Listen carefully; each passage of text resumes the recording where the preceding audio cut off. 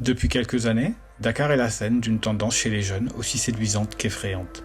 Le volet, une substance d'apparence inoffensive et aux effets et conséquences obscurs. Sous ces airs de bonbons colorés festifs, se cache une drogue dure aux effets dévastateurs, qui s'infiltre insidieusement dans les soirées branchées et les cercles de jeunes, banalisant ainsi un danger mortel. Au Sénégal, où la dérision est érigée en art de vivre, le volet est devenu un sujet de raillerie plutôt que d'alerte. Entre clips musicaux glamour et rigolades sur les plateaux télé, son nom circule comme une punchline, occultant sa réalité toxique. Pourtant, derrière cette façade humoristique, se cache une crise sanitaire majeure. Une explosion des addictions, des risques psychiatriques irréversibles et signaux alarmants d'un Dakar devenu une plaque tournante de la drogue en Afrique de l'Ouest. Mais avant tout, volet, qu'est-ce que c'est? Eh bien, comme nous le verrons, il s'agit d'un dérivé de la MDMA, une drogue dure, marketée à tort comme la drogue de l'amour. Importée via des réseaux transnationaux, mélangée à des substances inconnues pour en renforcer l'effet. Mais encore, quels en sont les effets? Mais surtout, les dangers. Bienvenue dans cette vidéo cryptée où nous plongeons dans les ombres de cette bombe sociale, pour comprendre le secret de cette tendance qui inquiète chez les jeunes. Ces petits bonbons que vous voyez sont en réalité des pilules d'ecstasy, connues aussi sous le nom de Taz, Exta, Tata ou MD.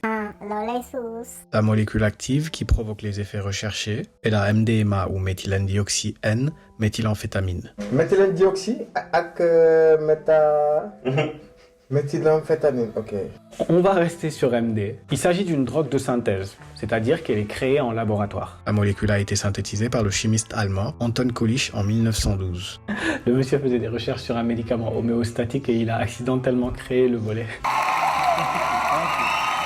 Elle fut ensuite testée par l'armée américaine dans les années 50 dans le cadre du projet MKUltra, sans résultat concluant. Dans les années 70-80, la MDMA connaît un succès dans les milieux de la psychothérapie occidentale, notamment pour parer à des troubles post-traumatiques entre autres. Cependant, le public a vite fait de détourner la substance pour des effets plus récréatifs. Elle fut donc classée comme narcotique aux États-Unis à partir de 1985, malgré les nombreuses protestations. Ah, les années 80. Vous croyez que c'est fini?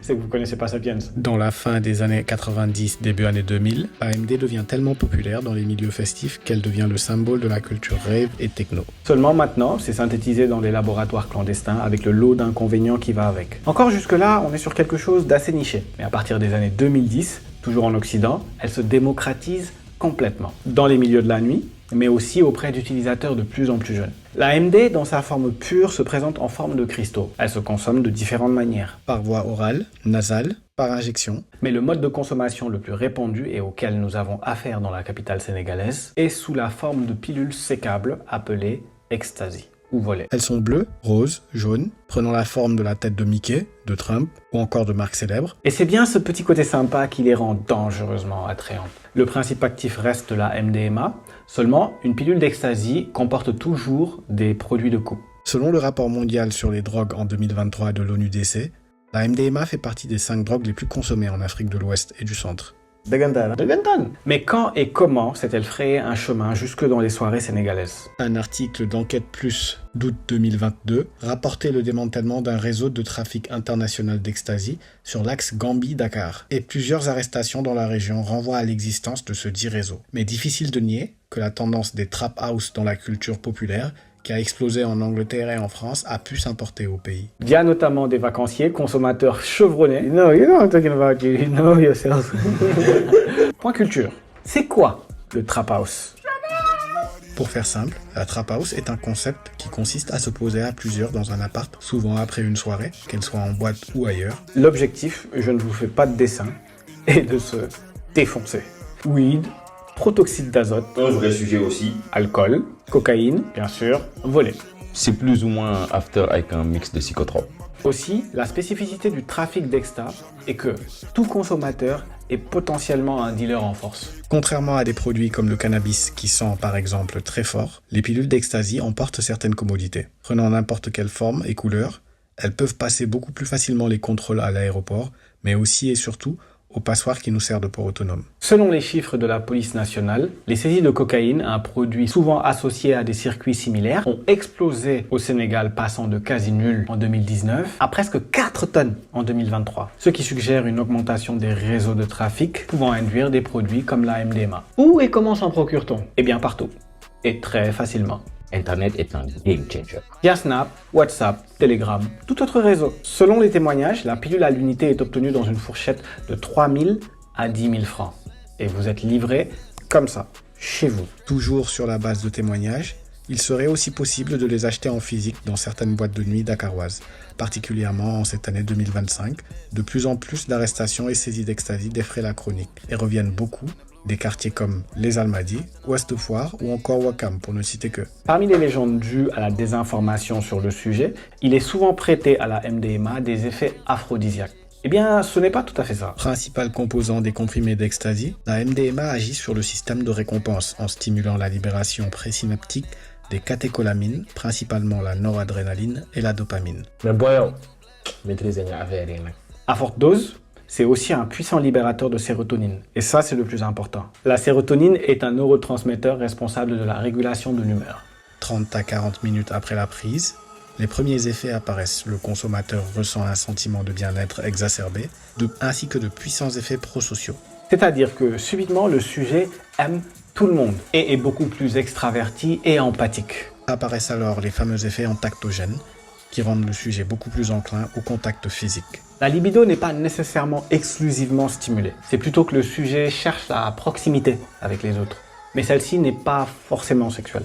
La fatigue et la faim disparaissent pour laisser place à une énergie débordante, accompagnée d'une euphorie très importante. Du coup, on comprend mieux pourquoi c'est la drogue de prédilection pour les festival guys et les rave parties. Alors dit comme ça a l'air plutôt sympa. Mais attendez.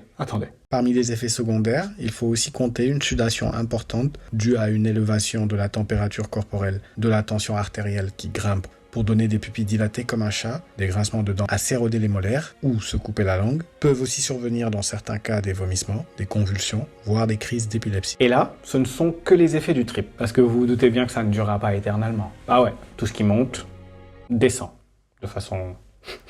Bah ouais, c'est logique. Plutôt, je vous disais que la substance joue sur la libération de la sérotonine, appelée vulgairement l'hormone du bonheur. En termes simples, pensez que vous avez dans le cerveau une réserve de cartouches d'hormones de joie avec un peu qui se libère à chaque fois que vous faites quelque chose d'agréable. Vous vous exposez au soleil, une cartouche se vide et vous vous sentez bien. Vous mangez un plat que vous aimez bien, une cartouche se vide et vous vous sentez bien. Vous décrochez un diplôme convoité, gagnez au loto. C'est bon, je crois qu'on a compris. Bref, le fait qu'il y ait plusieurs cartouches permet d'une part de régénérer les réserves de sérotonine et d'autre part que celle-ci ne se libère qu'en quantité raisonnable. Une fois la molécule dans l'organisme, toutes les cartouches sont vidées en même temps. Résultat, un pur jus de bien-être qui vous traverse le corps, une quantité anormale qui ne sera pas sans conséquence. Car en effet, au bout de 5 à 6 heures de trip, survient la descente. Et là, le sujet passe d'un mood festif à un mood complètement dépressif. À cela s'ajoute de la paranoïa, de la confusion, de la fatigue qui peut traîner pendant plusieurs jours, voire plusieurs semaines. Bien sûr, il va sans dire, tous ces effets comportent des risques énormes sur la santé physique, mais aussi sur la santé mentale. Le plus grand risque est l'hyperthermie.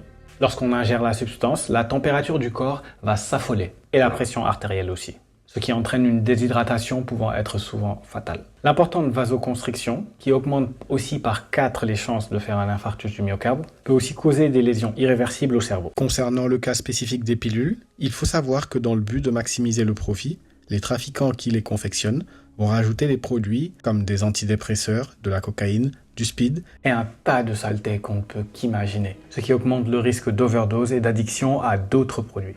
Bien entendu, les dangers sont accrus lorsque la substance est mélangée à d'autres produits comme l'alcool, dû à la neurotoxicité. Contrairement aux croyances populaires, le volet n'est pas une substance particulièrement addictive.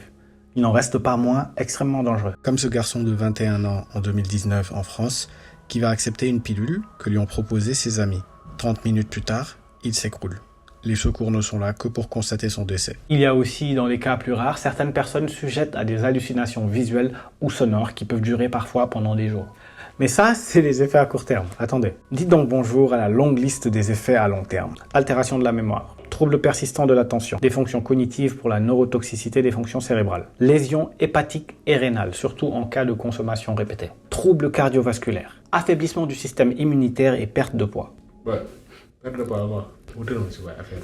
Des épisodes dépressifs, des troubles anxieux ainsi que des insomnies sont aussi récurrents. Et en fonction de la vulnérabilité du sujet, ça peut aller jusqu'à des pensées suicidaires. Certaines personnes ayant des prédispositions à la schizophrénie peuvent voir survenir des épisodes. Vous l'aurez compris, c'est une drogue extrêmement dangereuse, quel que soit le mode de consommation. Et non, ce n'est pas quelque chose de sympa. Du tout. La palette de consommateurs est large et les chiffres sont encore difficiles à quantifier au Sénégal. Les études sur le sujet au Sénégal sont rares, voire inexistantes. Les quelques données proviennent principalement de recherches qualitatives ou de centres de traitement comme le centre de prise en charge intégré des addictions de Dakar, qui note une évolution des modes de consommation, moins d'injections pour plus de comprimés. Le cannabis y reste la drogue star la plus documentée. Mais ça, c'est le sujet d'une autre vidéo. Quoi qu'il en soit, les protocoles de prise en charge demeurent encore limités pour les substances comme la MDMA. Pour des chiffres plus précis, des enquêtes épidémiologiques locales seraient plus que nécessaires. Les rapports de l'ONUDC et les initiatives comme l'initiative de Dakar visaient à améliorer le suivi de pareilles données. Bien que les saisies de MDMA ne soient pas détaillées spécifiquement pour le Sénégal, le pays est devenu une plaque tournante du trafic de cocaïne, ce qui pourrait inclure des circuits parallèles pour d'autres substances comme l'ecstasy. En témoigne une enquête de 2024 du Monde. En 2023, la marine sénégalaise a saisi près de 3 tonnes de cocaïne pure à bord d'un navire intercepté à 150 km du large de Dakar. Depuis, ce type de saisie est récurrent. Les laboratoires clandestins produisant du crack, comme ceux découverts au Niger, n'ont plus à démontrer leur capacité à fabriquer des drogues synthétiques. Il est sûr que sans mesures drastiques, nous ne sommes pas à l'abri des phénomènes facilement observables en Amérique du Nord. Avec l'épidémie du fentanyl, qui offre une vision tout droit sortie de Walking Dead. Et ne vous y trompez pas, le fentanyl peut se retrouver à Dakar. Et la jeunesse se retrouvera alors piégée. À tous les coups. Tous. Nous arrivons déjà à la conclusion de cette vidéo. Et malgré la plus grande des volontés, il sera difficile de finir sur une note optimiste. Car ne nous mentons pas, nous sommes en face d'une vraie bombe à retardement. Et le manque d'informations sur le sujet, ainsi que la timide sensibilisation, témoignent aussi d'une prise de conscience plus que discutable de la part des autorités et des services publics. Nous n'avons pas précisé les effets dévastateurs du volet sur les cerveaux les plus jeunes. C'est pourtant des lycéens qui popent des pills everyday. Tant cette conclusion n'est pas une capitulation. Aux parents, l'adolescence est un terrain fragile où les mauvaises graines germent très vite. Le volet et autres drogues ne détruisent pas seulement des vies en devenir. Ils rongent les cerveaux en pleine maturation, réduisant ainsi à néant des potentiels entiers. Vigilance, dialogue et éducation sont vos seules armes. Aux plus jeunes, méfiez-vous des illusions.